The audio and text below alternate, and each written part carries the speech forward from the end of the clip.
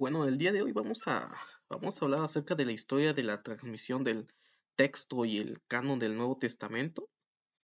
Vamos a compartir pantalla, vamos a ver este tema, vamos a ver cómo surge el canon del Nuevo Testamento, vamos a ver los problemas y conflictos en la iglesia cristiana del primer siglo y vamos a ver cómo em, algunas personas que consideraremos actualmente como críticas, empezaron ese desarrollo y análisis del Nuevo Testamento, de la Biblia griega, y vamos a ver unos personajes que fueron importantes para el desarrollo del Nuevo Testamento, principalmente Marción, que la historia lo ha considerado como uno de los herejes del cristianismo. Sin embargo, Marción hizo una crítica muy fuerte a la iglesia dominante en su época y que actualmente le estamos dando cierta parte de la razón a Marción acerca de la manipulación de los textos del Nuevo Testamento. Entonces vamos a ver el tema, vamos a ver cómo surgió el Nuevo Testamento y muchos probablemente desconocemos mucho acerca de la historia del Nuevo Testamento, cómo se conformó. Algunos piensan de que los concilios fueron los que dijeron, ¿saben qué? En esto es lo que vamos a creer y se cierra el canon. Y muchos piensan que fue de esa forma, sin embargo, la historia de la transmisión y del canon del Nuevo Testamento pasó por varios procesos y conflictos aún dentro de la iglesia. Y aún hay libros que nos llegaron en el canon del Nuevo Testamento que aún están en tela de duda, tela de juicio, porque nos llegaron libros que en lo personal desconocemos realmente quiénes fueron los que escribieron esos libros. Muchos piensan de que la Biblia nos cayó del cielo. Muchos piensan de que la Biblia fue escrita palabra por palabra, dictada por los ángeles del cielo, pero no, fue un proceso de selección, un proceso eh, en algunas ocasiones, de manipulaciones en el texto. Tenemos muchas variantes textuales en el Nuevo Testamento, aproximadamente unas 3000 variantes textuales del Nuevo Testamento. Y aquí entra la duda o aquí entra la pregunta. ¿Se puede perder la fe al leer el Nuevo Testamento en griego? Hubo un teólogo que perdió la fe en el Nuevo Testamento debido a que habían demasiadas variantes textuales. Y recordemos de que el fundamentalismo tiene esa idea de que la Biblia es inerrante, de que la Biblia no tiene errores. Y cuando este teólogo, Herman, yo creo que ya han escuchado acerca de este personaje, que es una eminencia en el estudio del Nuevo Testamento, que posteriormente al analizar el texto griego, se dio cuenta de que habían demasiadas variantes textuales y que éstas se preguntaba, él mismo, él era fundamentalista. Y al descubrir de estas variantes textuales, de que la Biblia realmente no es inerrante, de que la Biblia contiene errores, eh, cayó en un problema de pérdida de fe. Sin embargo, vamos a analizar la historia de la transmisión de la Biblia griega, del Nuevo Testamento, y hay muchos conflictos, hay muchos problemas en el desarrollo del canon. No nos cayó del cielo el Nuevo Testamento. El Nuevo Testamento no fue dictado palabra por palabra. Y aún tenemos conflictos dentro del mismo canon del Nuevo Testamento. Hay diferentes variantes, no solamente textuales. Ninguno de los escritores escribieron pensando de que sus libros iban a ser considerados inspirados o palabra de Dios. Eso vino después, posteriormente, teológicamente, se le dio esa pauta a los escritos del Nuevo Testamento, pero los escritores no tenían la intención de escribir algo sagrado. sino que solamente describían literatura sagrada. Y aquí entra el conflicto enorme que tenemos nosotros cuando nos enseñan y nos dicen, es que es palabra de Dios. Teológicamente podemos aceptarlo, pero a nivel crítico esto ha causado problemas en la cual muchos tratan de negar de que hay diferencias teológicas aún dentro del Nuevo Testamento. Lo tenemos con Santiago y lo tenemos con Pablo. ¿Salvación por obras o salvación eh, por gracia? Aunque han intentado interpretar a Santiago de diferentes perspectivas para dar la razón a Pablo, sin embargo, los dos manejan diferentes tipos de teologías. Tenemos los cuatro evangelios que tienen diferentes variantes textuales.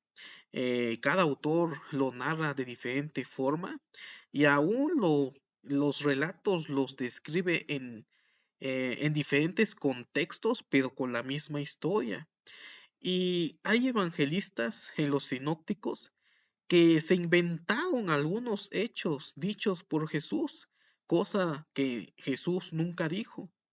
Y ya posteriormente escribas le metieron mano al Nuevo Testamento. Tenemos las adiciones de Marcos 16, 9 al 20. Tenemos también la J Juanínica. Tres son los que dan testimonio en el cielo, el Padre, el Hijo y el Espíritu Santo, y los tres concuerdan. Eso no estaba en el texto original, fue agregado posteriormente. Entonces, hay muchos problemas con el Nuevo Testamento y vamos a analizar hoy, el día de hoy, la historia, cómo se conformó el Nuevo Testamento y todos los problemas que hubieron para conformar el Nuevo Testamento. El Nuevo Testamento, mm, como he mencionado, no fue dictada por los ángeles, sino que pasó por un proceso. Entonces vamos a entrar en materia, vamos a ver la historia de la transmisión del texto y del canon del Nuevo Testamento. Entonces vamos a empezar con la pregunta, ¿cómo se desarrolló el canon del Nuevo Testamento? Hay muchos, algunos en las redes sociales comentan de que en el concilio de Nicea, la iglesia dominante dijo, ¿saben qué? Vamos a armar el canon. Y aún hay otros que comentan de que todos los evangelios y todas las cartas pastorales y algunas otras cartas fueron invención de la iglesia emergente. Sin embargo, esas son teorías de conspiración que no entran en la historia del canon. La historia del canon es un poco más compleja y se desarrollaron ciertos problemas dentro de la iglesia cristiana emergente para que pudiéramos tener un canon del Nuevo Testamento. Dice, cuando los autores del Nuevo Testamento escribieron, eh, ni siquiera soñaban que aquello que producían tenía o llegaría a tener la autoridad de los escritos sagrados que leían en las sinagogas y en las primeras congregaciones de cristianos. No hay indicios de que sus autores creyeran que lo que estaban escribiendo iba a ser parte de las escrituras. Un error enorme es pensar de que los evangelistas, que las cartas pastorales, las cartas de Pablo, las diferentes otras cartas que tenemos en el Nuevo Testamento, fueron escritas sin la intención de acabar en lo que nosotros conocemos en el libro de la Biblia. Entonces sus autores se dieron a la tarea de escribir y redactar según la problemática de la iglesia cristiana en su época. Marcos escribe el primer evangelio con la intención de dejar un testimonio del mensaje de Jesús. Mateo escribe posteriormente su evangelio, pero dándole otra interpretación, otro sentido y dándole respuesta a los problemas que estaban ocurriendo en ese momento en la iglesia emergente. Lo tenemos en el ejemplo de Mateo, cuando habla acerca de Pedro, de que él sería la piedra donde fundaría su iglesia. La palabra iglesia está fuera de contexto histórico. En la época de Jesús, Jesús ni siquiera sabía o no tenía la intención de establecer una iglesia eh, como lo conocemos actualmente. Sin embargo, Mateo está escribiendo posteriormente cuando la iglesia ya estaba emergiendo y por lo tanto tiene que darle una respuesta a ese problema del liderazgo dentro de la iglesia. Y surge ahí esta historia que en ningún momento puede ser histórico y que probablemente Mateo agregó. Otro ejemplo lo tenemos con Lucas. Lucas escribe ya con la intención de explicar de que Jesús no había llegado por segunda vez a establecer el reino de Dios, y entonces él escribe desde la perspectiva de la historia de la salvación e interpreta a Jesús para darle respuesta a los problemas que estaban ocurriendo en ese momento en la historia. Otro ejemplo de Lucas. Tenemos la carta de Gálatas de Pablo, que habla acerca de los problemas que había en el cristianismo primitivo, los judio-cristianos y los cristianos gentiles. Y lo que nos narra la carta de Gálatas es muy diferente a lo que nos cuenta en Hechos Lucas acerca del gran concilio de Jerusalén, donde se tomaron las decisiones de que Pablo estaría comisionado para ir con los gentiles y que Pedro estaría comisionado para ir con los judíos cristianos, los judio-cristianos. Sin embargo, aquí Lucas cambia la historia, lo modifica y lo vuelve más interesante. Y entonces el lector le agarra un poco más de interés a ese acontecimiento que Pablo estaba narrando en el libro de Gálatas, que probablemente no fue un concilio así como lo imaginamos, que fue enorme, que fue grande, sino que solamente fue una reunión a puertas cerradas, realmente el gran concilio de Jerusalén, y nosotros lo pensamos como un evento extraordinario, cuando en realidad probablemente solamente fue una reunión a puertas cerradas con algunos líderes de la iglesia en Jerusalén y no como nos los cuenta Lucas. Entonces ahí podemos ver de que cada escritor desarrolla la redacción de su libro, de su carta, para darle un mensaje y una respuesta a los problemas de la iglesia en ese momento. Cada autor de los evangelios actualiza los evangelios. El evangelio de Marcos ya no era necesario en esa época para la comunidad cristiana del año 70. Recordemos que en el año 70 ya surge la destrucción del templo de Jerusalén y Mateo y Lucas tienen que darle otro sentido al mensaje de Jesús, enseñando de que era parte del plan de salvación el hecho de la muerte de Jesús y probablemente la resurrección de Cristo. Entonces, ellos no tenían esa intención de que sus escritos fueran considerados inspirados, que fueran considerados sagrados, sino que simplemente le estaban dando una respuesta a los problemas de la iglesia del primer siglo. Entonces, la primera evidencia que tenemos nosotros acerca de la conformación de lo que podemos decir o llamar un canon es la tradición oral. Recordemos de que los escritores de los evangelios escribieron años posteriores a los eventos. Algunos argumentan de que Marcos fue el evangelista que escribió el primer evangelio que tenemos nosotros en el año 50. Ya habían pasado 20 años y entonces ya se transmitían ciertos dichos, ciertas enseñanzas de Jesús de forma oral. Pero recordemos de que para redactar un evangelio, los evangelistas modificaron y adaptaron las enseñanzas de Jesús para resolver o darle una respuesta a los problemas de la iglesia cristiana en la época en que escribe el evangelista. ¿Qué fuentes ocuparon? La tradición oral. Y aquí hay algo interesante en cuanto a la tradición oral. La Iglesia Católica Romana y Apostólica muchas veces argumenta ciertas enseñanzas o doctrinas eh, en cuanto a la tradición de los padres de la Iglesia.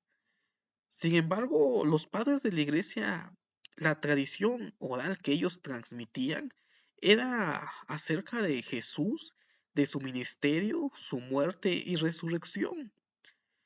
Y eso era la tradición oral en esa época para los padres de la Iglesia. Posteriormente es que existe una tradición oral de la Iglesia primitiva católica romana acerca de la adoración de los santos, acerca de la adoración mariana. Eso ya es tradición oral de la Iglesia Católica del siglo V después de Cristo. Sin embargo, la tradición oral, la que recopilaron los evangelistas, eran tradiciones eh, que las comunidades cristianas mantenían relatos de Jesús y muchas veces esos relatos eran dichos que Jesús había enseñado a las comunidades, a las primeras personas que tuvieron contacto con el maestro, con Jesús. Entonces, la pregunta es acá, ¿qué tan fiables son esos dichos? ¿Qué tan confiable es la tradición oral? Hay muchos sectores y muchas divisiones. Aquí entra el conflicto en cuanto a la crítica de formas para saber qué es lo que realmente dijo Jesús y qué es lo que los discípulos dijeron que dijo Jesús, pero en ningún momento lo dijo. Entonces aquí hay un problema al considerar la tradición oral. Recordemos de que al paso del tiempo y al transmitir una tradición, con el tiempo se modifican y se alteran, se agregan palabras o se quitan palabras. Entonces, al principio solamente existía la tradición oral y posteriormente se redactaron en los que son los evangelios. Actualmente se le está dando mucho énfasis en la investigación académica al Evangelio de Tomás. Probablemente el Evangelio de Tomás sea el primer evangelio, supuestamente porque está redactado en forma de dichos. No es un evangelio como nosotros lo conocemos, donde el evangelista Mateo le puso contexto a la tradición oral de Jesús y elaboró lo que es los evangelios. Entonces el Evangelio de Tomás son dichos, es una lista de dichos, de más de 150 dichos que Jesús enseñó a sus discípulos. No tienen contexto, no tienen un orden cronológico, sino que está estructurado en forma de lista. Y algunos académicos han argumentado de que probablemente el Evangelio de Tomás contengan dichos primitivos de Jesús y por lo tanto puede ser considerado más antiguo que el Evangelio de Marcos. Pero esta es una postura debatible, es una postura debatible esto. No sabemos realmente si el Evangelio de Tomás haya sido más antiguo que el de Marcos, pero según la forma en que fue redactada, se puede considerar como la forma más primitiva de transmisión de las palabras y dichos de Jesús, y actualmente le están dando énfasis a la investigación de los evangelios apócrifos. Eh, no se escribió un solo evangelio, habían y existían muchos evangelios. Recordemos de que el cristianismo no fue un movimiento particular, sino que hubo un movimiento de diferentes interpretaciones de Jesús y diferentes cristianismos. Entonces, estos cristianismos que existían al principio del desarrollo de la iglesia cristiana elaboraron sus propios evangelios, sus propios libros apocalípticos y tradiciones escritas de Jesús. Y aquí entra la pregunta, ¿podemos considerar los evangelios apócrifos como partes de los dichos originales de Jesús? Actualmente le están dando mucho énfasis a la investigación de los evangelios apócrifos, y algunos consideran de que esos libros apócrifos contienen dichos de Jesús eh, de forma primitiva. Sin embargo, no entraron al canon del Nuevo Testamento debido a las condiciones políticas que más adelante vamos a comentar. Pero no solamente existía un solo evangelio, existían varios evangelios y habían diferentes cristianismos, múltiples cristianismos, y por lo tanto habían diferentes interpretaciones del Jesús de la historia. Y ahí surgen los evangelios apócrifos. Probablemente los evangelios apócrifos contengan palabras y dichos de Jesús que originalmente sí dijo. Recordemos de que la apócrifa no solamente se divide en los evangelios que no entraron al canon del Nuevo Testamento, sino que también existen otros libros de dudosa procedencia, que en eso sí no considero que tengan una fuente fiable para la investigación, que son los evangelios gnósticos. Ya es una mezcla del cristianismo con el pensamiento gnóstico. Sin embargo, existen evangelios apócrifos que fueron desarrollados en comunidades judio-cristianas y que probablemente esas sí podrían ser fuentes importantes para la búsqueda del Jesús histórico.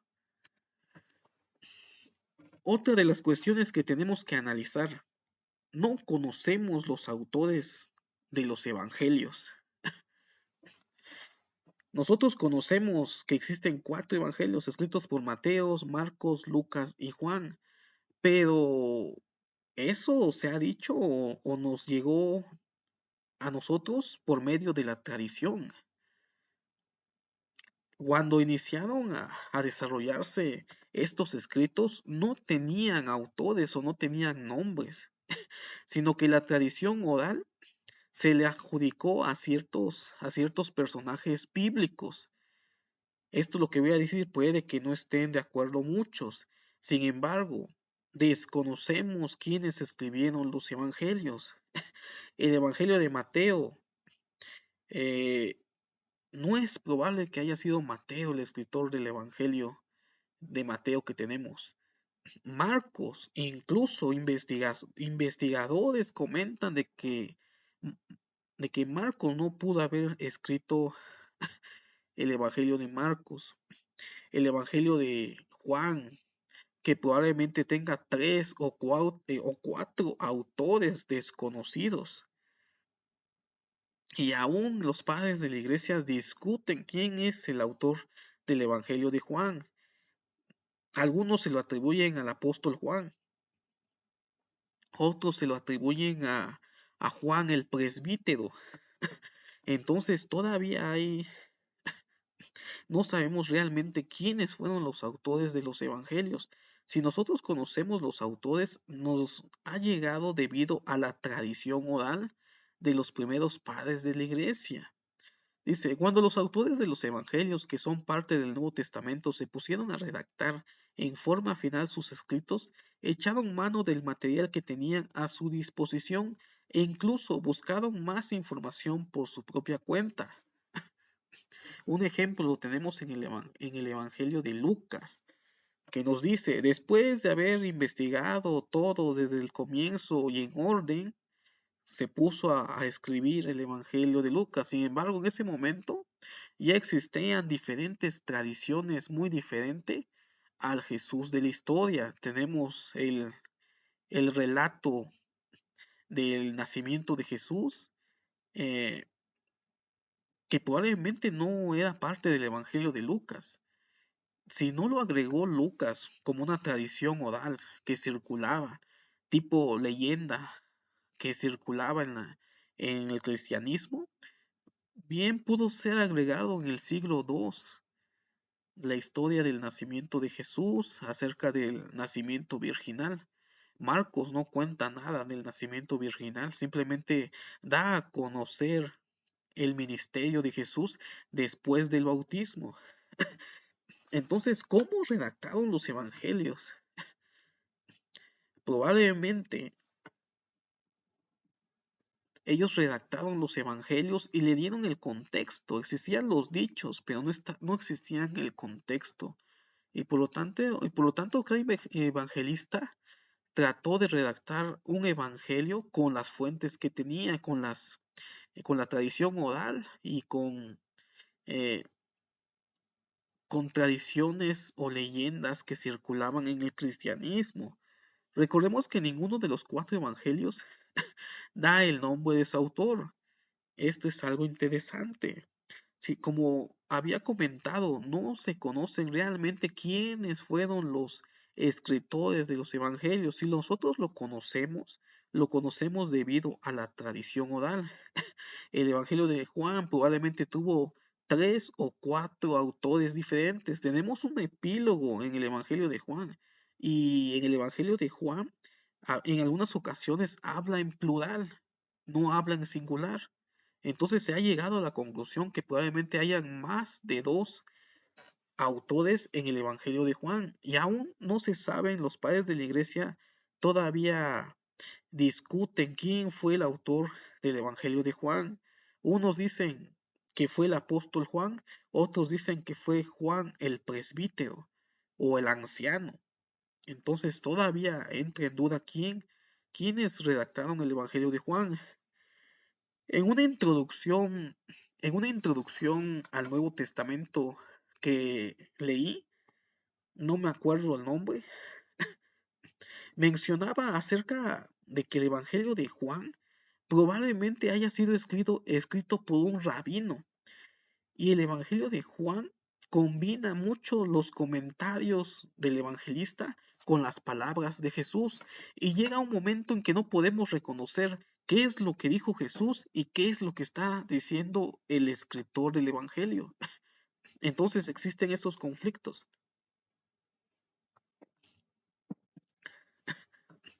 Dice, recordemos que ninguno de los cuatro evangelios da el nombre de su autor.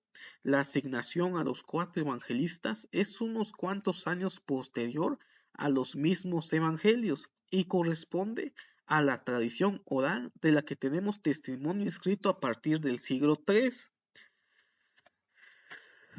Otros evangelios, como acababa de comentar, no solamente existieron cuatro evangelios, existieron múltiples evangelios. Los evangelios, están los evangelios canónicos, están los evangelios apócrifos, están los evangelios gnósticos. Dice, fueron muchos los que se dedicaron a escribir evangelios, hechos, epístolas y apocalipsis. Relativamente pronto la iglesia comenzó a discriminar entre unos y otros, aunque en algunos casos la discriminación no resultaba muy fácil. ¿Qué pasó? Aquí hay algo interesante. ¿Por qué unos evangelios entraron al canon y otros evangelios no entraron al canon? Recordando la historia, el cristianismo surge con los judíos. El cristianismo surge con los judíos, no con el pueblo gentil.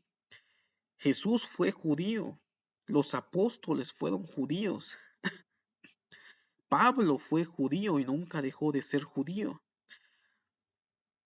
Entonces, la iglesia judio-cristiana del primer siglo era el que llevaba el liderazgo, debido a que en Jerusalén, en Judea, se encontraban los pilares de la iglesia, Pedro, Santiago y Juan, según las cartas de Pablo y el libro de los Hechos.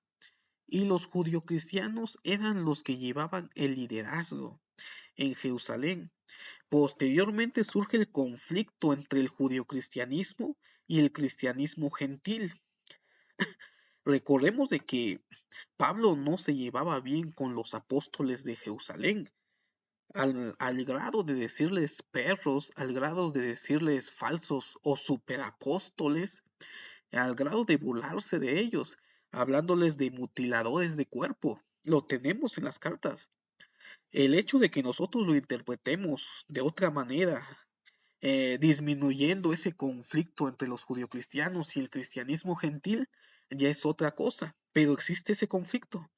Entonces, ese conflicto llegó aún en las comunidades cristianas gentiles que Pablo había establecido, o, o en su caso, en que la mayoría de los miembros de esa iglesia eran gentiles.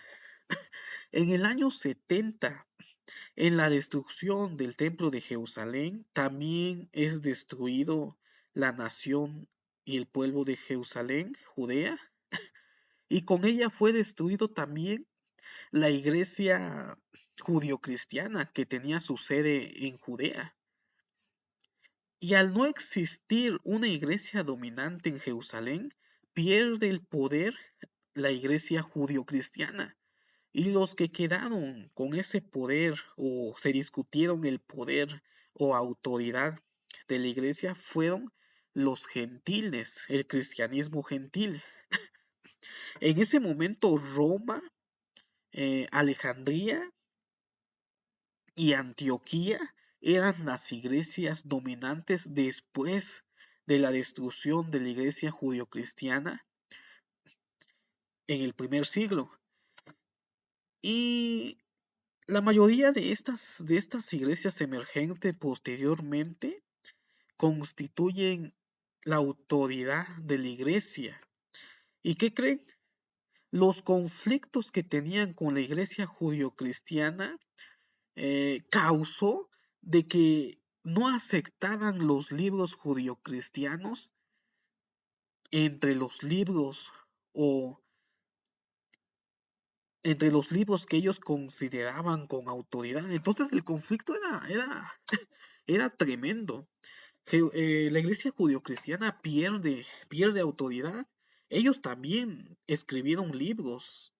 Tenemos primera, ese de el Apocalipsis de Pedro, tenemos el Evangelio de Pedro, tenemos el pseudoevangelio de Santiago y varios otros libros que son judio-cristianos. Pero debido a ese conflicto entre el judio-cristianismo y el cristianismo gentil, y como el cristianismo gentil quedó como líder o como el liderazgo de las iglesias emergentes, no consideraron los escritos de los judio-cristianos porque existen escritos judio-cristianos que son apócrifos, pero que bien pudieron entrar al canon del Nuevo Testamento. Y ahorita vamos a ver algo curioso. Los libros que tienen cierta tendencia a la teología judio-cristiana, entraron algunos al canon del Nuevo Testamento, pero se les consideraban como de dudosa procedencia o se les consideraban libros espurios o que no deberían de haber entrado en el Nuevo Testamento, pero con el tiempo fueron aceptados por las comunidades cristianas. Y ahorita vamos a ver algo curioso, cómo estos libros judio-cristianos que sí entraron al canon del Nuevo Testamento, los colocaron al final. ¿Por qué creen que colocaron después los evangelios hechos y después las cartas pastorales? Las cartas de Pablo, porque le daban más importancia a Pablo por ser el apóstol de los gentiles.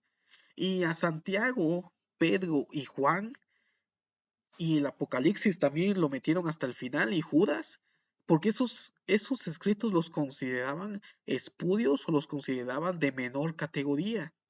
Y si entraron al canon del Nuevo Testamento fue debido a que ya las comunidades cristianas ya aceptaban esos escritos como parte de la literatura que ellos leían en sus reuniones dominicales.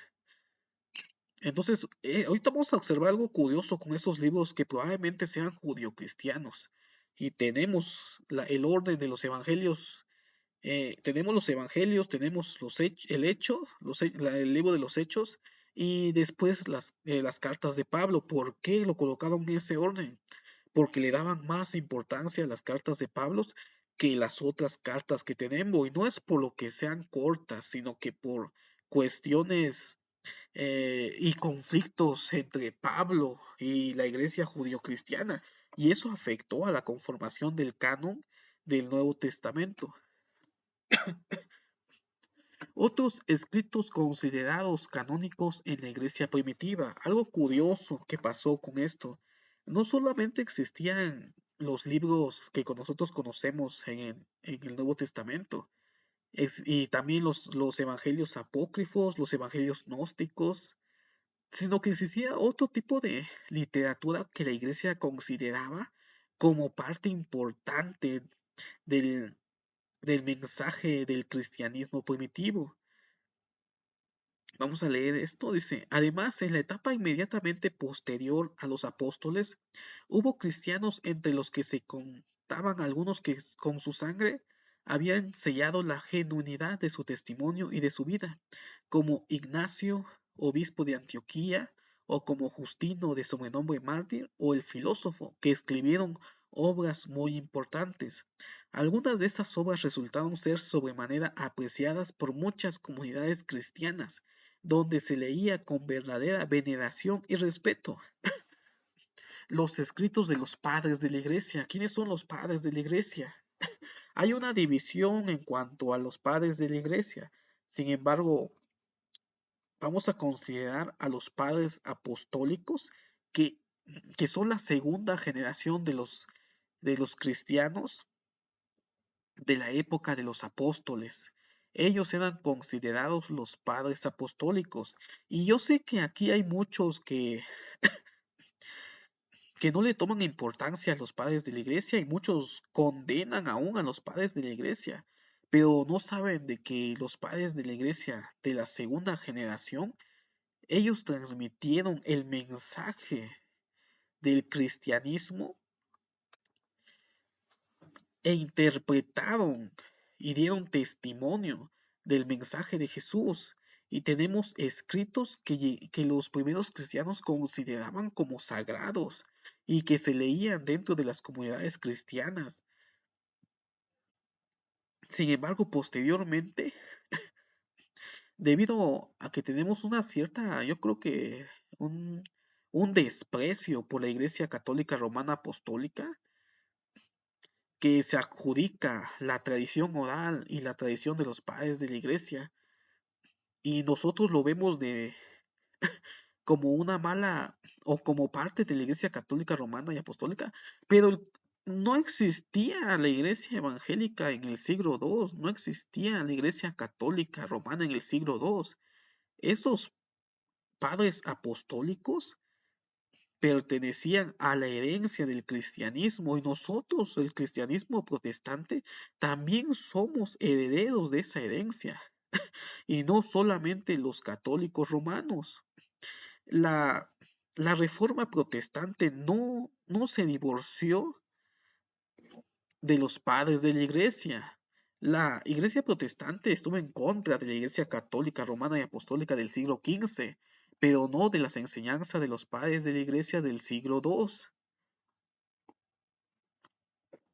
Entonces, cometemos un gran error al no considerar estos escritos, al no leer estos escritos de los primeros padres apostólicos de la segunda generación. Y muchos aquí me estarán diciendo, es que enseñaron acerca de la adoración mariana, acerca de la adoración de los santos, pero ninguno de esos padres de la iglesia hablaron y enseñaron acerca de la adoración a María ni a la adoración de los santos. Eso fue ya posteriormente al siglo IV, al siglo V, cuando ya se conforma la Iglesia Católica Romana y Apostólica, y en los diferentes concilios que se desarrollaron, y ahí ya existe una tradición oral, pero los primeros padres de la Iglesia en ningún momento hablaron acerca de esto, de estas doctrinas católicas romanas, sino que el mensaje que enseñaban era el mensaje de Jesús, no era el mensaje católico, romano y apostólico.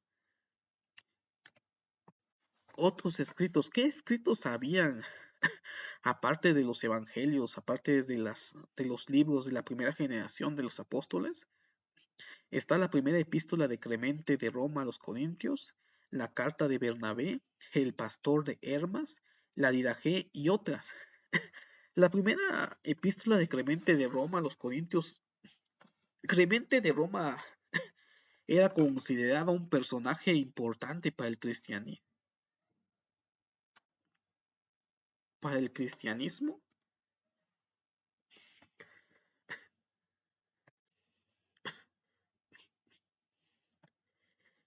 Continuamos. La primera epístola de Clemente. Clemente es una figura importante del cristianismo primitivo. Tenemos la carta de Bernabé y tenemos el pastor de Hermas, que puede ser considerado entre una literatura apocalíptica, y tenemos la Didaje, que es un manual del cristianismo antiguo, probablemente del siglo I. Entonces, estos escritos también que se desarrollaron en el siglo II, al inicio del siglo II, eran considerados como inspirados o como parte de la literatura que los cristianos veneraban. Sin embargo, que posteriormente no entraron al canon del Nuevo, del Nuevo Testamento, pero que eran y circulaban en la iglesia primitiva. Tenemos este manuscrito, es parte del Códice Sinaítico del siglo III. Y algo curioso del Códice Sinaítico es de que entre los libros que encontramos en el Códice Sinaítico se encuentra la Carta de Bernabé. La Carta de Bernabé era considerado parte importante y parte del canon del cristianismo primitivo. Tenemos también en el Códice Sinaítico, tenemos el libro del pastor de Hermas. Aquí no se logra ver, pero aquí está el título del pastor de Hermas. Y tenemos la carta de Bernabé. Entonces, en el siglo III, en el Códice Sinaítico, ya tenemos evidencias de ciertos libros entre los libros canónicos, y se encuentran estas cartas, la carta de Bernabé y el pastor de Hermas. En el siglo III los consideraban parte del canon del Nuevo Testamento, porque los incluyen entre los libros considerados como parte del canon del Nuevo Testamento. Ya para el siglo III tenemos evidencia de que las colocaban al mismo nivel que las otras literaturas cristianas, como los evangelios, los hechos, las cartas de Pablo y las cartas de los otros apóstoles. Entonces, tenemos evidencia en el siglo III de que los cristianos consideraban al mismo nivel de importancia al pastor de Hermas, así como la carta de Bernabé. Tenemos aquí la evidencia, el Códice Sinaítico. Encontramos estos dos libros que al final no entraron al canon del Nuevo Testamento, pero que eran considerados partes importantes del cristianismo antiguo. La situación interna de la iglesia. Entonces, ya para el siglo III ya existían ciertos libros, cartas, que eran considerados importantes por el cristianismo y que consideraban como libros al mismo nivel que la Biblia hebrea. Y estos libros se leían dentro de las congregaciones, en las reuniones que tenían, y recibían aceptación por el cristianismo. Y también existían estos otros libros que eran considerados al mismo nivel que los evangelios y los escritos de los apóstoles. Sin embargo, surgieron algunos problemas y conflictos internos que llevaron a la iglesia cristiana a desarrollar un canon para poder responder a los conflictos que estaban ocurriendo, principalmente de tipos doctrinales. Dice, surgen entonces las controversias doctrinales, en algunas de las cuales se vio envuelto todo el mundo cristiano. Por supuesto, no todas suscitaron el mismo interés. Algunas estaban en alguna región y otras no, ni tenían igual importancia. Pero desde el principio se vio una necesidad imperiosa, la de contar con un corpus propio de los libros sagrados que pudieran servir como punto de referencia y como fuente y criterio a la hora de tomar decisiones doctrinales. En otras palabras, hacía falta establecer un canon. Ya existían ciertos libros que eran aceptados por el cristianismo. Sin embargo, no existía realmente un canon o una selección de libros autoritativos del cristianismo. En el siglo III ya había ciertos libros que eran considerados sagrados. Sin embargo, no existía todavía un canon en la iglesia. Recordemos de que tenemos el Códice Sinaítico del siglo III con libros que no llegaron al canon del Nuevo Testamento. Tenemos el Pastor de Hermas, tenemos la carta de Bernabé, y que los primeros cristianos consideraban como al mismo grado y al mismo nivel de autoridad que los otros libros que ya circulaban y que se leían en las iglesias cristianas. Como es de esperar, la conciencia de esta necesidad no fue algo que irrumpió repentinamente en los círculos cristianos. Es más, los cristianos de los primeros siglos, como ya se indicó, llegaron a considerar que algunos libros que actualmente no forman parte de nuestro Nuevo Testamento sí eran parte del canon. Había literatura que los cristianos primitivos consideraban al mismo nivel, y no solamente estos escritos, habían otros escritos,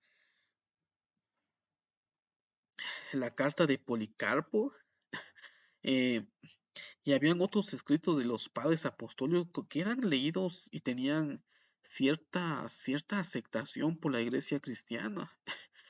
Y eran libros de la segunda generación de cristianos después de los apóstoles.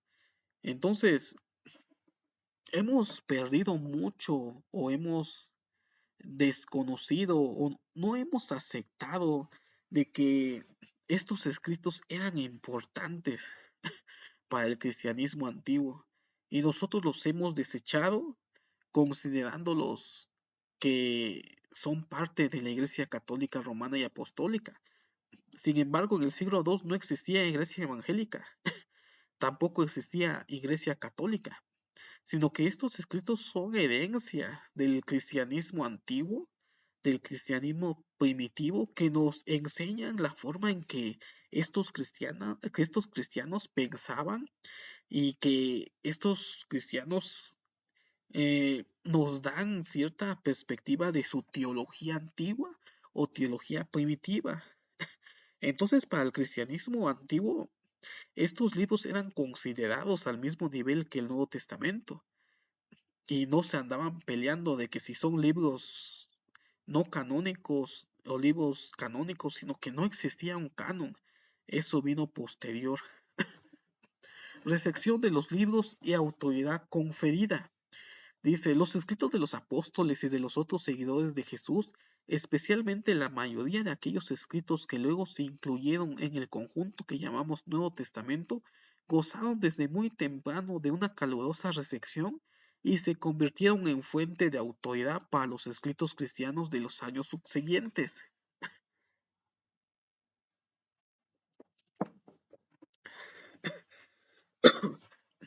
Aquí vamos a ver algo interesante. ¿Se acuerdan de que había mencionado de que también existía literatura judio-cristiana que entró al canon del Nuevo Testamento? Y que muchas veces el conflicto entre el judio-cristianismo y el cristianismo gentil fue parte importante para la selección de los libros que entrarían al Nuevo Testamento. Entonces, hay ciertos libros que los padres de la iglesia no comentaron, ciertos libros que aún los ponían en dudas. Dice, los padres apostólicos no citaron los siguientes libros: el libro de Filemón, segunda de Juan y tercera de Juan. Debido a que los padres apostólicos no citaron estos libros, posteriormente, recordemos de que los padres apostólicos son la segunda generación después de los apóstoles en el siglo II. No citaron ellos estos libros, el libro de Filemón, segunda de Juan y tercera de Juan. Y posteriormente en el siglo III, siglo IV, cuando existía ese conflicto de decidir qué libros entran y qué libros no entran, una de las causas que ponían en duda estos libros es de que los padres de la iglesia no mencionaron estas cartas. Si estos libros fueran de una antigüedad del siglo I, por lógica los padres de la iglesia hubieran mencionado, hubieran comentado acerca de estos libros, pero estos padres de la iglesia no comentaron y es como si no existieran estas cartas en el siglo II, sino que fueron escritas posteriormente al siglo II. Y, y nos dice también, los siguientes se citan muy poco: segunda de Pedro, Santiago y Judas. Entonces, también los padres de la iglesia no citaron con frecuencia segunda de Pedro, Santiago y Judas. Y estos libros fueron considerados de dudosa procedencia y aún pseudoepígrafes, fueron considerados como pseudoepígrafes, pero tuvieron demasiada importancia o los cristianos las leían en sus comunidades, que no tuvieron otra que aceptarlas dentro del canon del Nuevo Testamento. Pero quiero que vean algo curioso. Estos libros representan al judio-cristianismo. Entonces, aquí vemos que hay cierto desprecio por la literatura judio-cristiana. Santiago es un libro judio-cristiana. Está en controversia o en conflicto con las cartas de Pablo. La teología de Santiago y la teología de Pablo era muy diferente. Segunda de Pedro escribe a los judíos de la dispersión. Segunda de Juan, algunos piensan que escribía con un tinte gnóstico. Entonces estos libros no eran aceptados posteriormente como libros que fueran escritos por estos personajes, y por esa razón tenemos estos libros hasta el final de la Biblia. No sé si se han puesto o se han preguntado, se han preguntado por qué tenemos los libros del Nuevo Testamento ordenados de esa forma. Primero están los evangelios, después los hechos, que es de teología paulina, después siguen las cartas de Pablo, que es teología paulina, y hasta el final dejaron los libros de dudosa procedencia. Los colocaron al final porque ellos pensaban que esos libros no eran parte o no eran considerados escritos por las personas que decían haberlas escrito.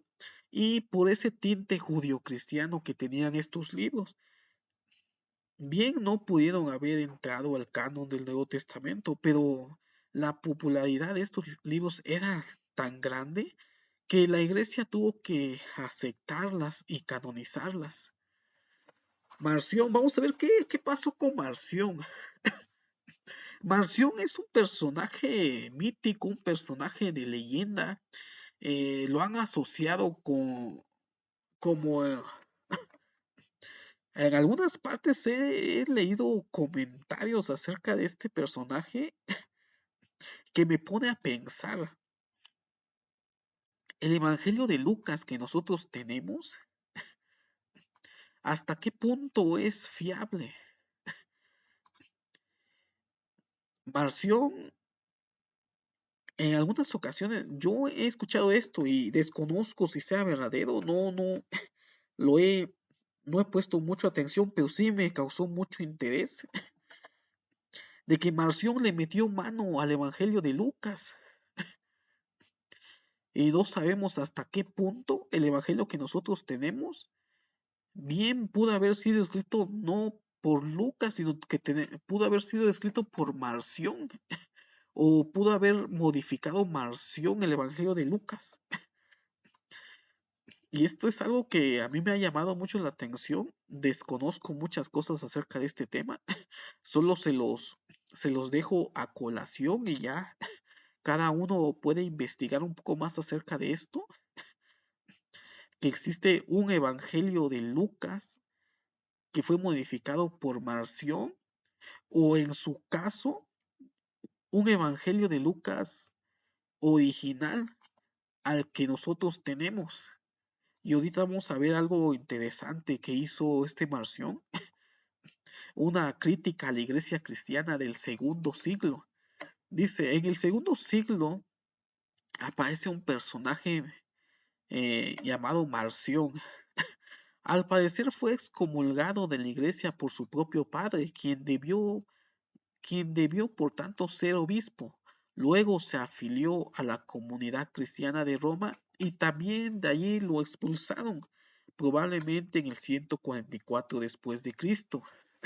Este Marción, si no hubiera cometido algunos errores doctrinales y si él no hubiera sido excomulgado, bien pudo haber sido uno de los padres apostólicos. Sin embargo, Marción aparece como un hereje del siglo II.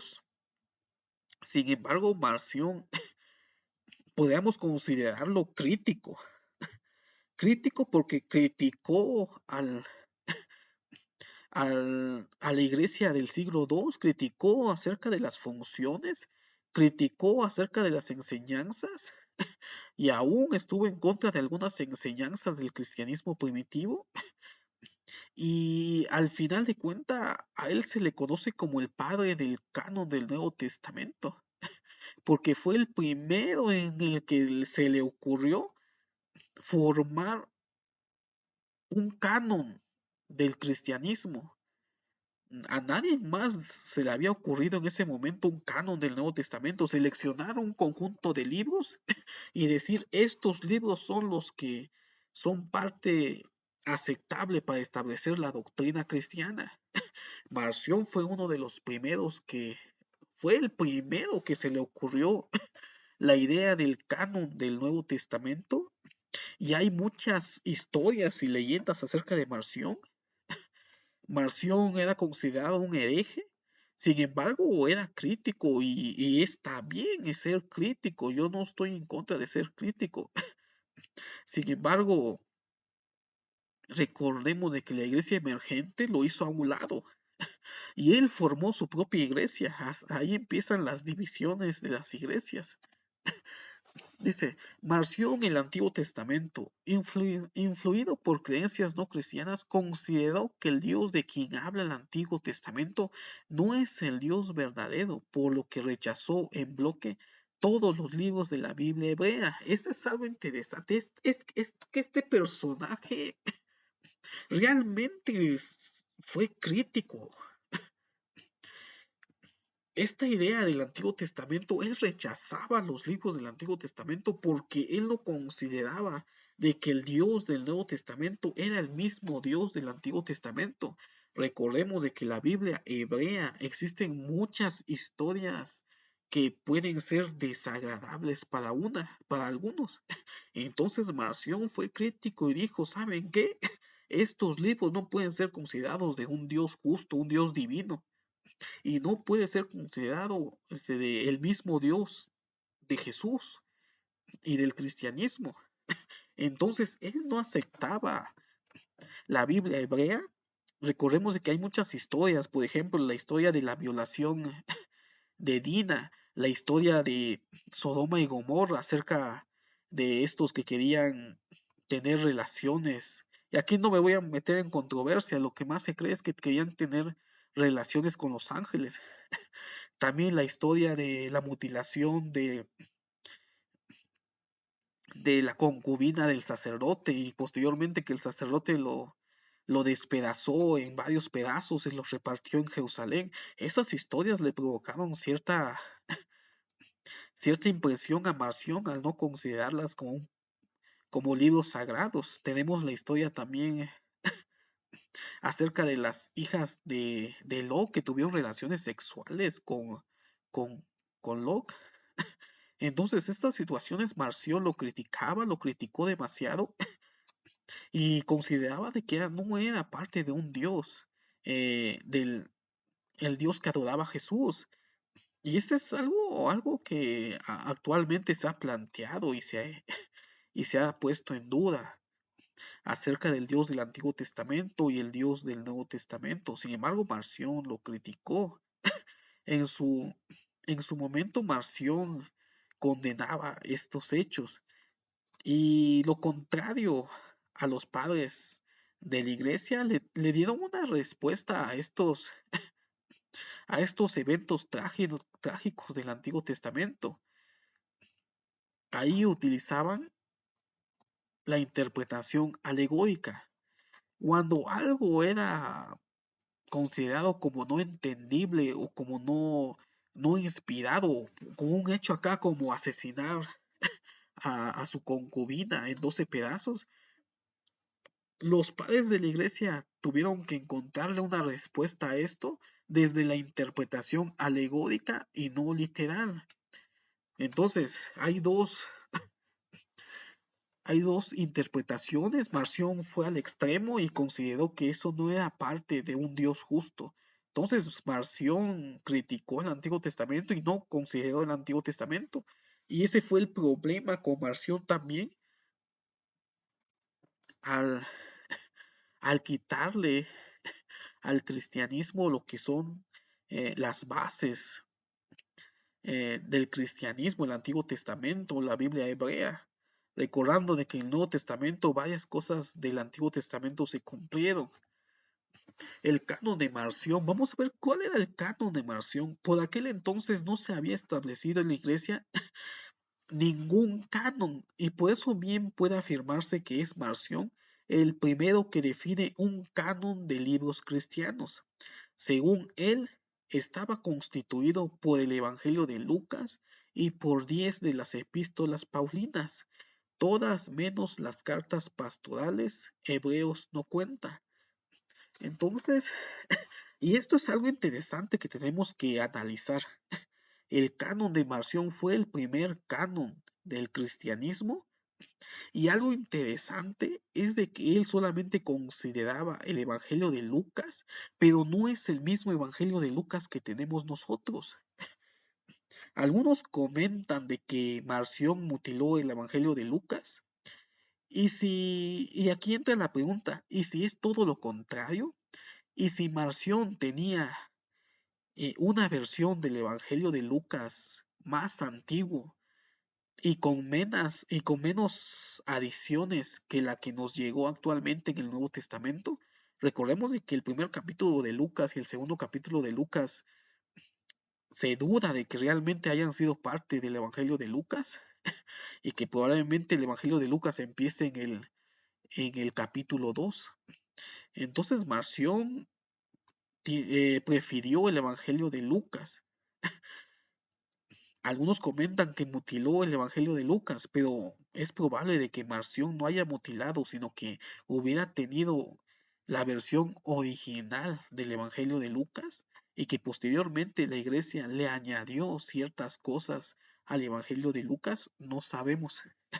Son suposiciones que nosotros podemos eh, hacer y es correcto, es algo que pudo haber pasado. También tenemos aquí que estaba constituido por las 10 epístolas paulinas, pero no tenía las cartas pastorales. Y esto es algo interesante. ¿Por qué? Porque las cartas pastorales, primera de Timoteo, segunda de Timoteo, eh, Tito, no me acuerdo si hay otra, probablemente hayan sido escritos en el siglo II y que no sean escritos por Pablo. Y a mediados del siglo I, en el 144, 180, ya finales del siglo I, no existían las cartas pastorales. Y como no existían las cartas pastorales, por lógica, Marción no conocía las cartas pastorales, sino que estas fueron escritas en el siglo II. No sabemos quién escribió las cartas pastorales y podemos tener evidencia de que Marción no consideraba o no estaban las cartas pastorales. ¿Por qué no estaban las cartas pastorales?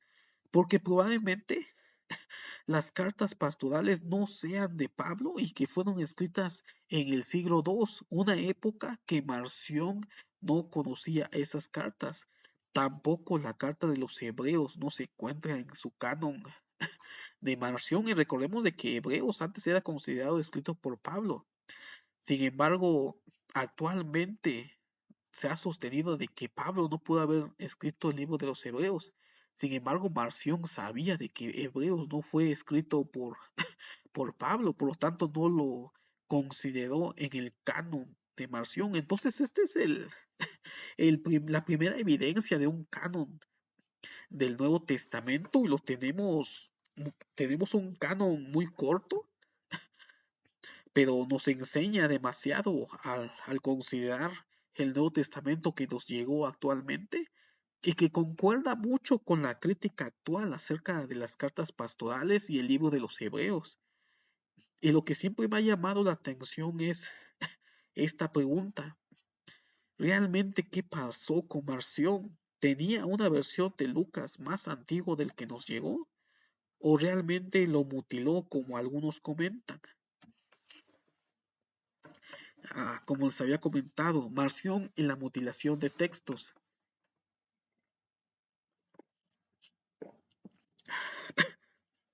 A veces se acaba la voz.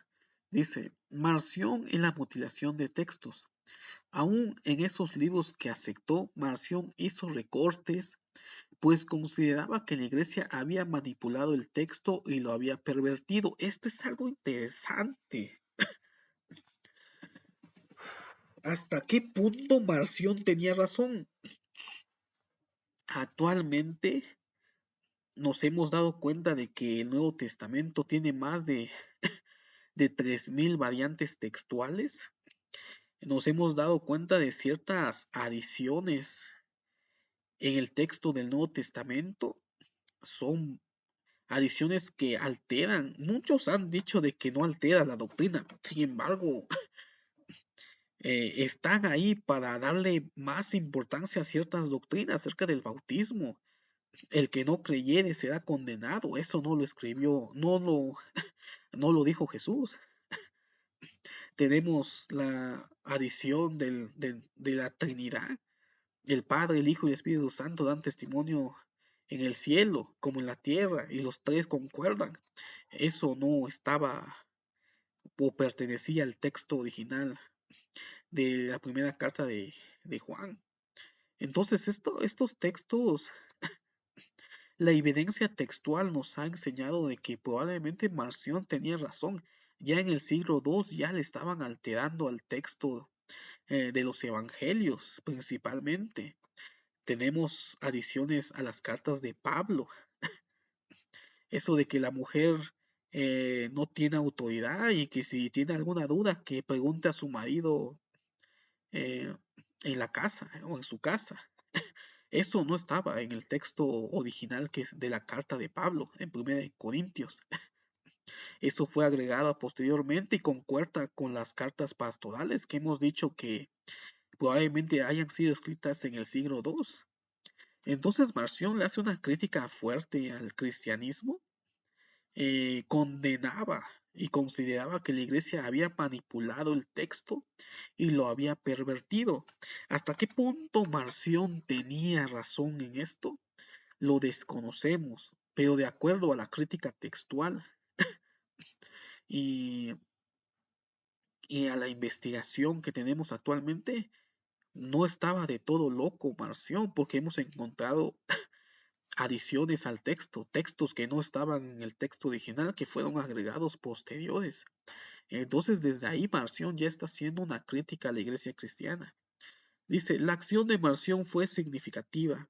Muchos escritores cristianos lo atacaron. Fue condenado en el 144, pero su atrevimiento dio inicio en cierto sentido a un proceso que llevaría a la definición de un canon cerrado.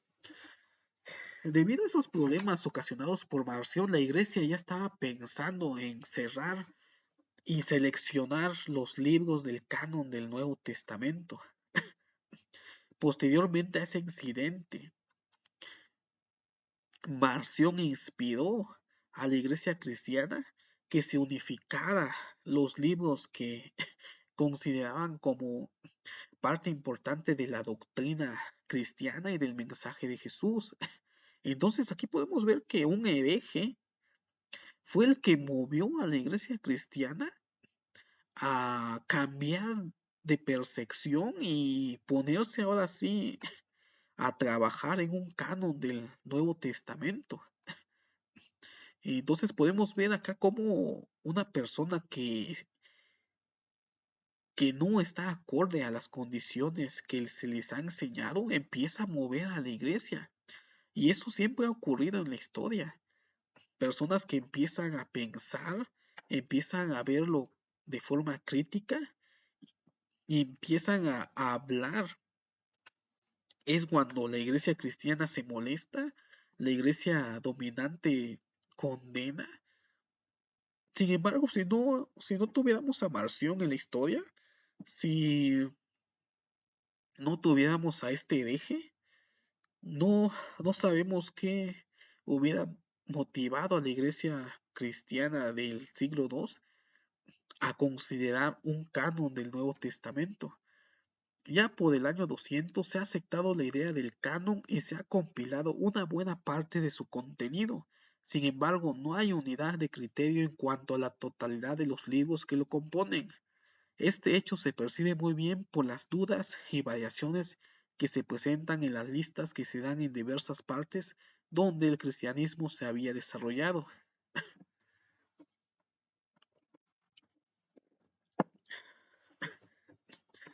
Estamos tomando un poco de café para recuperarnos.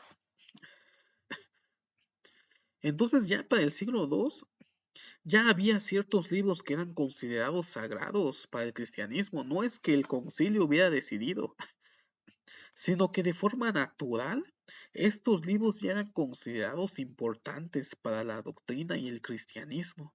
Sin embargo, todavía no había una selección de los libros y habían dudas en cuanto a cuáles libros pertenecerían al canon del Nuevo Testamento. Tenemos algunas evidencias de personajes que ya empezaron a seleccionar qué libros serían parte del canon del Nuevo Testamento. Tenemos a Tasiano a finales del siglo II. Tasiano, que había sido discípulo de Justino Mártir, escribe su famoso Diatesadón en el año 170, que es una armonía de los cuatro evangelios. Este hecho muestra que para esa fecha ya se consideraba que los evangelios canónicos eran cuatro: Mateo, Marcos, Lucas y Juan. Ya Tasiano hace una concordancia o una acerca de los evangelios, una armonía de los evangelios. Y esto también fue un problema. Escribas posteriores trataban de armonizar los textos Mateo, Marcos, Lucas y Juan. Recordemos de que los sinópticos contaban las historias en diferentes formas y los paganos o los que no creían en el cristianismo atacaban los evangelios diciendo de que cada uno de los evangelios se contradecía. Y entonces Tasiano hace una armonía de estos evangelios, pero no solamente fue él el único que utilizó esta técnica. Él hizo una armonía de los evangelios en un escrito y fue considerado importante en su época. Sin embargo, los escribas posteriores también trataron de armonizar los evangelios, y ahí es donde surgen las diferentes variantes textuales, y en vez de ocasionar un bien en los evangelios, ocasionaron una alteración del texto, y aún hubo un, hubo un filósofo que atacó al cristianismo. Se burlaba de que los cristianos alteraban los evangelios para hacerlo concordar debido a las diferentes controversias que habían en los diferentes evangelios. Y entonces este filósofo, no me acuerdo el nombre, condenaba a los cristianos de modificar los evangelios. Entonces, ya hay testimonio de que hubieron ciertas alteraciones en el texto tratando de armonizarlas, y en el momento de armonizar eso ocasionó muchas variantes textuales en las diferentes familias textuales. Tenemos el fragmento Muratori, el famoso fragmento Muratori, que ya da una selección de libros que eran considerados parte de los libros que formarían el canon del Nuevo Testamento. Dice, en el fragmento Muratori se menciona como los libros aceptados 22 de los que componen nuestra versión del canon del Nuevo Testamento. Faltan los siguientes: Hebreos, Santiago, Primera y Segunda de Pedro y Tercera de Juan. Y aquí vemos otra vez este fenómeno de estos libros que no eran considerados como parte del canon del Nuevo Testamento, o de los libros que eran aceptados por la Iglesia cristiana, y son libros con tinte judío-cristianos. Y como mencioné, probablemente la discusión entre el judio-cristianismo y el cristianismo gentil no le dieron la popularidad necesaria a estos libros para ser considerados partes del canon del Nuevo Testamento. El fragmento Muratori no las considera parte de los libros aceptados por la comunidad cristiana.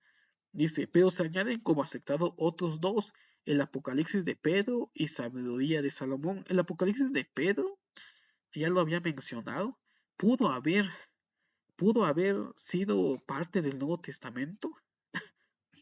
Sin embargo, no entró al Nuevo Testamento porque consideraban que eh, redactaba hechos asombrosos o no creíbles. Y yo me pregunto, como si alguien, como si haber sido nacido por una virgen no es algo increíble. Y yo me pregunto, como si alguien que caminara sobre las aguas no es algo increíble y difícil de creer. Entonces, aquí entra mucho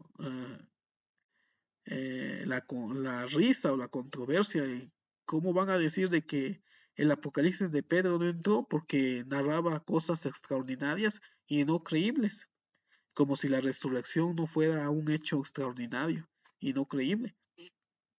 Entonces, el Apocalipsis de Pedro pudo haber entrado al canon del Nuevo Testamento, sin embargo, no fue muy bien recibido, y recordemos de que también es una literatura judío-cristiana. Dice, además se da una lista de obras que fueron rechazadas por la Iglesia por diversas razones, y ahí entran varios escritos apocalípticos, varios escritos evangelios gnósticos y apócrifos. Orígenes. Orígenes en el siglo ya a inicios del siglo III ya también tiene una lista de libros que probablemente sean aceptados por la Iglesia. Dice, por su parte, el gran Orígenes, quien muere alrededor del año 254, indica que son aceptados 21 libros del actual canon del 27. Eh, pero hay otros que él cita como escritura, como la Didaje y la Carta de Bernabé. Como había comentado, estas cartas eran consideradas parte de los libros aceptados por las comunidades cristianas, pero que al final no entraron al canon del Nuevo Testamento. La carta de Bernabé se encuentra en el Códice Sinaítico del siglo III entre los libros canónicos que consideramos canónicos. casi tiene todo el Nuevo Testamento y contiene la carta de Bernabé y el pastor de Hermas. Luego menciona entre estos textos acerca de cuya aceptación algunos dudan. Y los siguientes, ¿cuáles eran los libros que dudaban? Como ya hemos mencionado, Hebreos, Santiago, Judas, Segunda de Pedro, Segunda y Tercera de Juan. Entonces, estos libros aún en el siglo III eran dudosos de que fueran escritos por los personajes que decían haber sido escritos. Y ya les comenté el fenómeno de la composición del orden del Nuevo Testamento.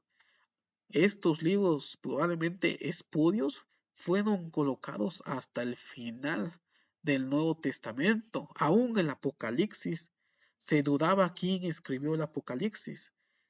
Entre los que eran posibles candidatos era el apóstol Juan y un Juan llamado el presbítero o el anciano. Y parece ser que probablemente no fue el apóstol Juan, sino que fue este último, el Juan el anciano. Dice, además de otros libros como la predicación de Pedro o los hechos de Pablo, estos ya son libros que no fueron aceptados totalmente por la iglesia.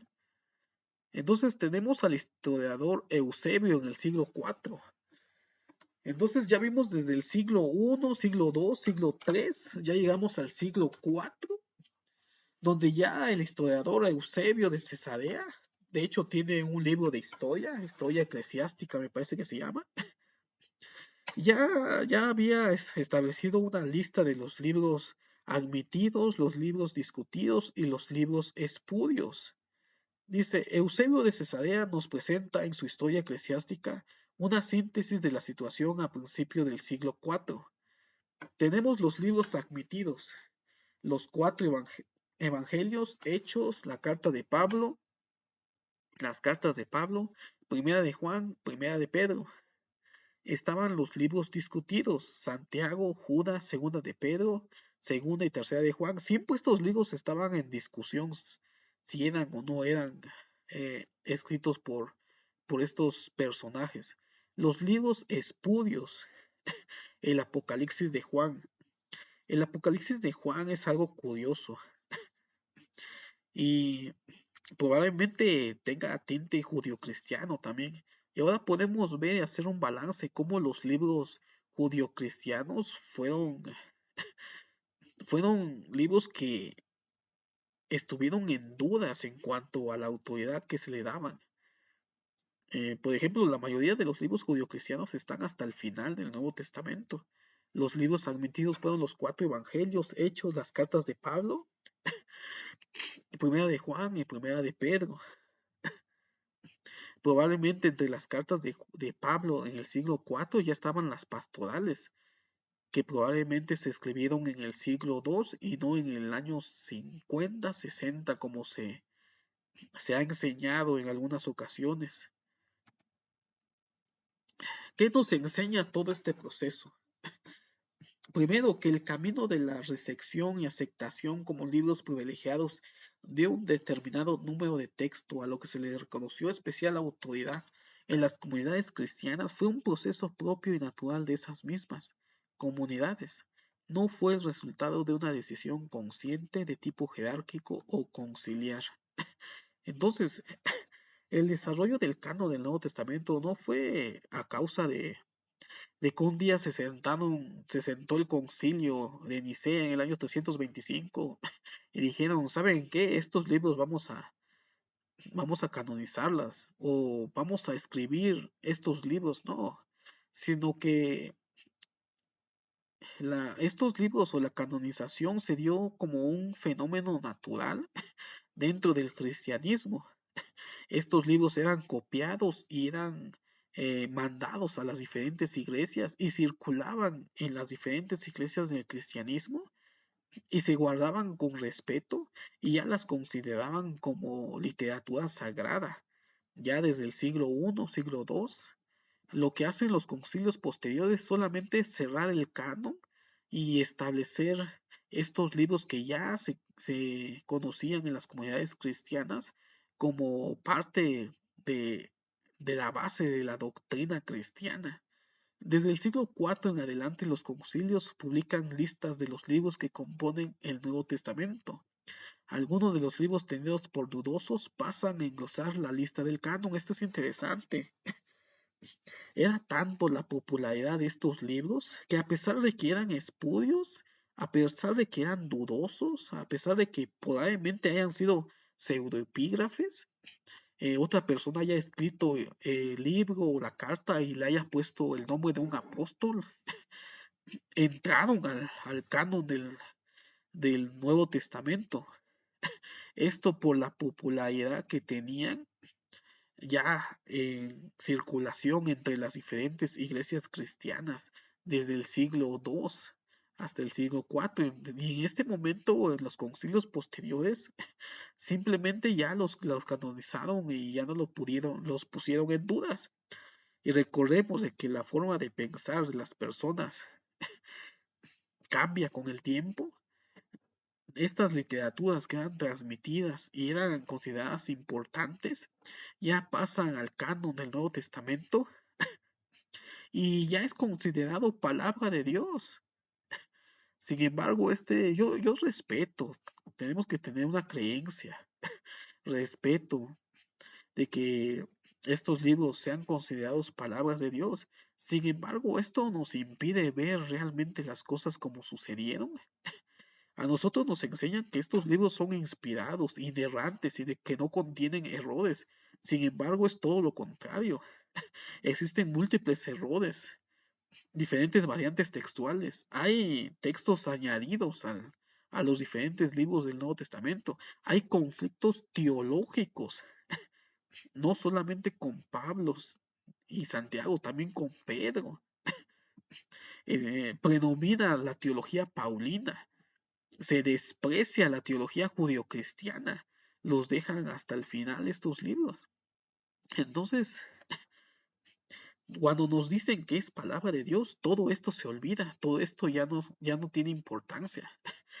Ya no tiene importancia de que el Apocalipsis probablemente no sea escrito por Juan el apóstol, sino que lo que nos enseñan es de que es inspirada y de que lo escribió Juan, el apóstol Juan, y nosotros no lo podemos poner en duda porque nos han enseñado de que es palabra de Dios. Pero como hemos visto en la historia, pasaron por diferentes procesos, por diferentes discusiones, aún dentro de las comunidades cristianas, hasta la aceptación de ellas en los concilios en el siglo IV. Y aún el Apocalipsis de Juan, ya hasta mediados del siglo X, siglo XII, fue aceptado por la iglesia, las iglesias orientales. Entonces, la cuestión del canon es más por cuestiones doctrinales, políticas y de dominio religioso. El canon católico y el canon protestante tienen diferentes libros. ¿Y, ¿y cuál es el inspirado? ¿El canon protestante, el canon católico o el canon hebreo? Los, los judíos tienen un canon diferente al de nosotros. También la iglesia anglicana tiene un canon diferente. Entonces, cada quien ha asignado un canon diferente para consolidar lo que es su estructura doctrinal y eso de inspiración. Entonces, la pregunta y la duda es, ¿cuál canon está inspirado si todos dicen ser palabra de Dios? Entonces, esta cuestión es importante también, la cuestión del canon del Nuevo Testamento y del Antiguo Testamento.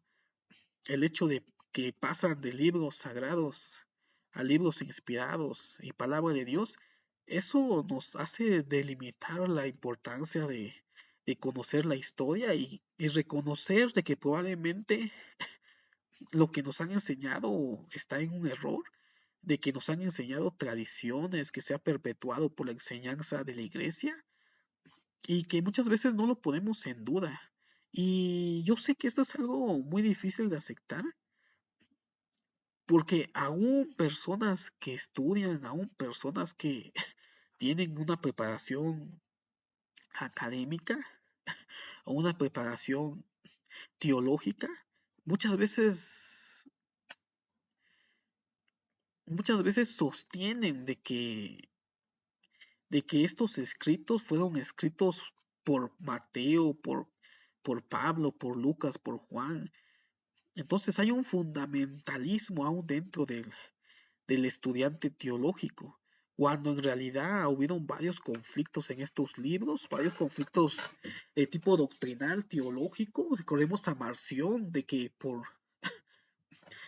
criticar a la iglesia en el siglo II, conformó su canon y ya vemos la importancia del canon como parte del dominio doctrinal dentro de la iglesia. Y recordemos que el canon significa regla, regla de medir. ¿Medir qué? Medir la doctrina, medir lo que está correcto. Sin embargo, hay varios cánones y eso es algo interesante, como cada grupo religioso actualmente tiene un canon para medir la regla de fe. ¿Y qué canon es el inspirado? Cada canon tiene sus particularidades. Dice, desde el siglo IV en adelante los concilios publican listas de los libros que componen el Nuevo Testamento. Algunos de los libros tenidos por dudosos pasan a engrosar la lista del canon, otros quedan fuera para siempre. Los que quedaron fuera para siempre fueron los libros de los padres apostólicos del siglo II, la Didache, la carta de Bernabé, la carta de Clemente a los Corintios, eh, varios otros escritos de esa época fueron sacados del canon del Nuevo Testamento. Sin embargo, eran considerados inspirados en su momento. Dice, hay que destacar que la aceptación definitiva del canon del Nuevo Testamento no se debió a las decisiones de los concilios. Lo que estos hicieron no fue sino reconocer y ratificar lo que ya estaba sucediendo en las diversas comunidades cristianas que formaban la Iglesia Universal. Entonces, lo que hicieron los concilios solamente ya es aceptarlas como parte de la regla de fe y cerrar el canon del Nuevo Testamento. Y esto es algo interesante porque muchas personas piensan de que en esos concilios se redactaron los libros, los evangelios, las cartas, se modificaron. Y muchos, aún yo he escuchado personas que dicen, es que la Iglesia Católica creó la Biblia. Entonces ese es un argumento que no tiene consistencia histórica. Lo único que pasó fue la aceptación definitiva de los libros del canon del Nuevo Testamento y cerrarlas definitivamente. Sin embargo, esos libros ya desde el siglo I ya circulaban entre las comunidades cristianas y eran aceptadas como parte de libros inspirados y libros fundamentales de la iglesia cristiana. En el siglo II, siglo III, en el siglo II ya Marción ya trata de seleccionar un canon del Nuevo Testamento. Ya en el siglo III, siglo IV, los historiadores posteriores ya redactaban libros que eran parte de la aceptación de estas comunidades cristianas y también de los libros que estaban en dudosa procedencia y que estaban en discusión.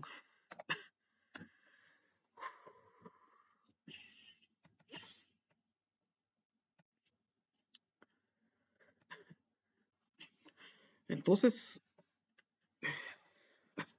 ya llevamos 1 hora y media hablando acerca de la historia de la transmisión del texto y el canon del Nuevo Testamento. Entonces, espero que podemos haber aprendido un poco acerca de la conformación y la historia del canon del Nuevo Testamento. Es una historia interesante. Si no conocemos la historia, no podemos conocer realmente cómo está fundamentada nuestra fe. Y tenemos que considerar de que el proceso de la redacción, la transmisión y la canonización del Nuevo Testamento surgió por la problemática de la Iglesia cristiana en los siglos posteriores a la muerte de los apóstoles y de que el canon, como nosotros lo conocemos, pasó por diferentes procesos y y discusiones en la iglesia cristiana hasta que apareciera el canon del Nuevo Testamento. El canon no nos llegó del cielo, la Biblia no nos llegó del cielo, tampoco un ángel dictó la Biblia palabra por palabra. Eso ya son los mormones. Ellos dicen de que recibieron el libro de Mormón dictada por los ángeles palabra por palabra. Se lo tomaron muy literal. Y ese es el error que cometemos nosotros también los cristianos al considerar la Biblia como un libro que bajó del cielo, un libro que fue dictado palabra por palabra y que no contiene errores, que es inerrante y que es inspirada plenariamente. Y eso nos han hecho, nos han enseñado a partir del tiempo, a partir de nuestra historia en las iglesias, y eso nos limita a poder crecer, nos limita a preguntarnos realmente qué sucedió. Por ejemplo, yo anteriormente desconocía de que habían otros escritos que estaban al mismo nivel de los evangelios que las cartas de Pablo, que era la Didaché, era eh, la carta de Bernabé, la carta del pastor de Hermas y otros escritos. Yo desconocía eso. Desconocía de que estos libros eran parte eh, de los libros que consideraban los primeros cristianos como inspirados, como parte de la doctrina cristiana. Y aún eh, en el Códice Sinaítico del siglo III, aún ahí se encuentran estos libros. También desconocía acerca de que el Apocalipsis probablemente era dudoso, el escritor era dudoso, probablemente sea un libro pseudoepígrafe. Yo desconocía esas cosas porque a mí me habían enseñado de que eran inspiradas y Dios no puede cometer errores. Por lo tanto, la Biblia no puede tener errores. Sin embargo, este es un proceso largo de transmisión, de discusiones teológicas y aún de problemas entre el judio-cristianismo y el cristianismo gentil, hasta que al final estos libros que ya se leían en las comunidades cristianas llegaron a ser aceptadas por la Iglesia universal. Preguntas, comentarios, me gustaría que las dejaran en la casilla de abajo. Y yo sé que es un tema muy amplio, muchas cosas nuevas aprendimos, tal vez algunos ya las conocían y solamente es aprender cada día un poquito más, despejarnos de todo lo que nos han enseñado, despertar y utilizar nuestro pensamiento crítico, analizarlo, siempre tratando de mantener la fe y, y la esperanza de que estas cosas son para nuestro provecho, para nuestro crecimiento. Entonces, nos vemos en otra ocasión. Me dio mucho gusto estar con ustedes. Últimamente no he grabado nada. He estado muy ocupado tanto en el trabajo como en el ministerio. También soy creyente, aunque algunos lo duden y algunos me condenen como hereje porque he recibido muchas críticas en cuanto a algunos comentarios, pero estamos aquí para enseñar y cada quien puede tomar sus propias decisiones y hacerse su propio criterio. Simplemente la intención del canal es de tipo divulgativo. Nos vemos en otro programa. Vamos a seguir teniendo temas ahora sí, estos temas son temas un poco más complejas y con sustento académico. Eh, quiero hacer una serie de estudios de ciencias bíblicas. Y esto es lo que se estudia en las ciencias bíblicas. Y no tanto de el supuesto sensacionalismo de las ciencias bíblicas en las redes sociales, de que si no aparece tal texto ya me voy a condenar, de que si Jesús fue crucificado en una cruz o en un palo ya perdí la fe, de que si porque hay alteraciones en el texto ya estoy haciendo un drama a todo mundo. No, eso no se trata de la ciencia bíblica. Las ciencias bíblicas son herramientas que se utilizan para la interpretación de las escrituras y que no debe de estar en conflicto con la teología. Al contrario, hay ciertas personas en las redes sociales que empiezan a burlarse del cristianismo, a criticar al cristianismo y ese no es el caso, no es la intención de las ciencias bíblicas. Esto es ciencias bíblicas. La historia de la transmisión del texto y el canon del Nuevo Testamento, desde la historia, la arqueología, la crítica textual, la crítica de formas. eh, Anteriormente ya grabamos algo acerca de la Biblia hebrea, acerca de los diferentes cuestionamientos que hay acerca de los manuscritos de Qumran, el texto masoético, la Septuaginta, las variantes textuales, los problemas que ocurrieron al momento de los descubrimientos arqueológicos. Esto es ciencias bíblicas, no esas cosas, supuestas ciencias bíblicas que empiezan a condenar. Yo he escuchado hasta comentarios que dicen, es que el cuerpo de Jesús lo comieron los perros. Bueno, eso es lo que vende, eso es lo que la gente le gusta escuchar. Pero aquí no, aquí vamos a ver cosas realmente con sustento académico y con el pensamiento crítico, no esas cosas llamadas pseudociencias bíblicas que conocemos en las redes sociales. Entonces nos vemos en otra ocasión, me dio mucho gusto estar con ustedes. Espero poder compartir un poquito más. Mm, Yo no lo conozco todo, tratamos de aprender cada día más, pero me gusta compartir lo poco que sabemos.